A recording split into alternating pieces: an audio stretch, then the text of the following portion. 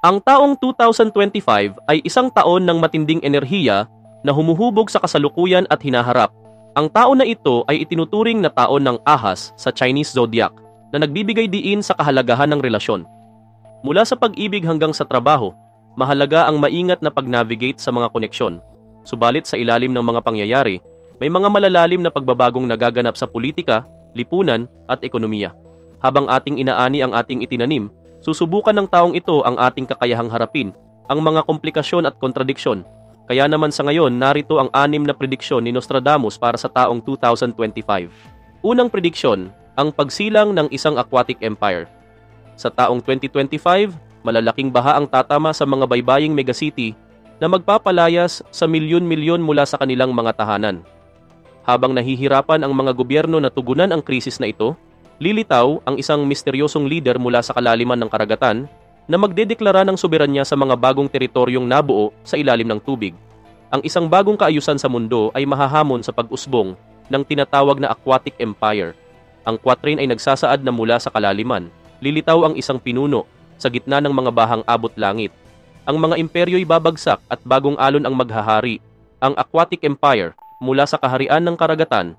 Ayon sa ilang tao, maaring tumukoy ito sa pagbaha sa kanlurang bahagi ng Estados Unidos matapos ang isang malakas na lindol. Ngunit sino ang misteryosong leader?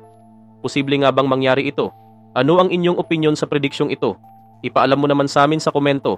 Ikalawang prediksyon, isang nakakatakot na pagtatagpo. Ang quatrain ay nagsasaad na mula sa kalawakan.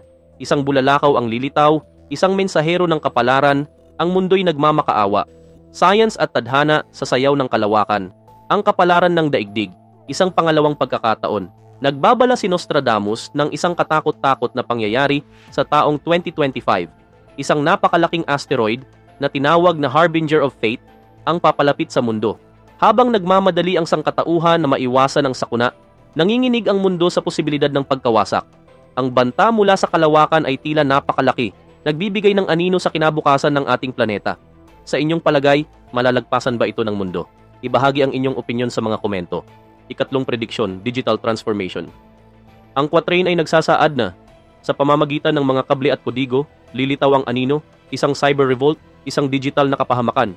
Ang mga bansay babagsak sa di nakikitang mga kamay, sa panahon ng mga screen, lumalaganap ang kaguluhan.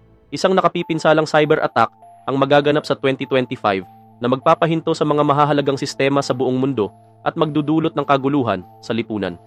Mawawalan ng kuryente, magkakaroon ng pagbagsak ng ekonomiya, at mawawalan ng komunikasyon dahil sa isang sopistikadong digital na kalaban.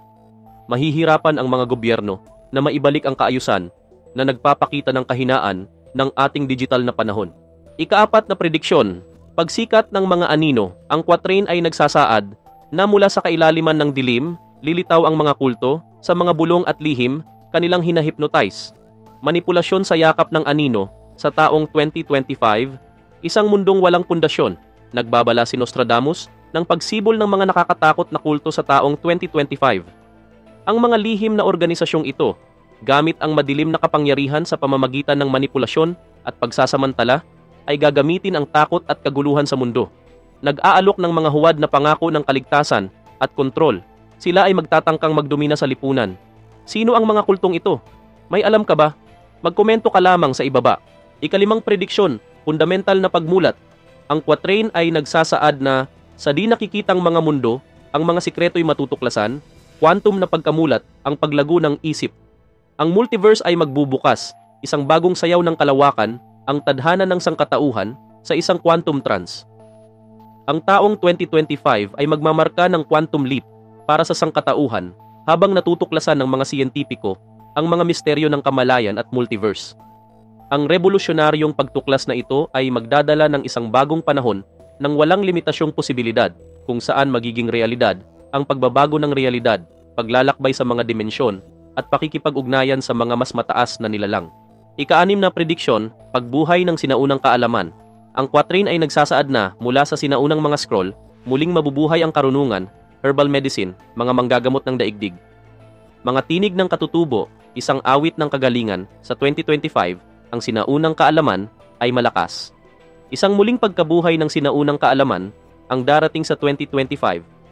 Habang muling natutuklasan ng mundo ang bisa ng mga halamang gamot, tradisyong syamaniko, at energy healing, magkakaroon ng mas malalim na paggalang sa mga tradisyonal na kultura at kaalaman ng mga katutubo. Ang koneksyong ito sa kalikasan ay nag-aalok ng holistic na landas, patungo sa kagalingan at pagkakaisa. Ang mga hula ni Nostradamus para sa 2025 ay nananatiling balot sa misteryo. Ang kanyang mga malabong talata ay nagpasiklab ng siglong espekulasyon tungkol sa mga malagim na pangyayari na nagpapalakas ng takot sa paparating na kapahamakan. Habang maraming nagtatapon sa mga ito bilang mga malilikot na interpretasyon ng di malinaw na teksto, ang iba na may nananatiling naniniwala sa posibilidad ng kanyang mga prediksyon. Ang anino ng digmaan, natural na kalamidad o pagbagsak ng lipunan ay patuloy na bumabagabag sa isipan ng mga naniniwala na nakita ng enigmatikong propeta ang isang mapanganib na hinaharap para sa sangkatauhan sa 2025 at higit pa.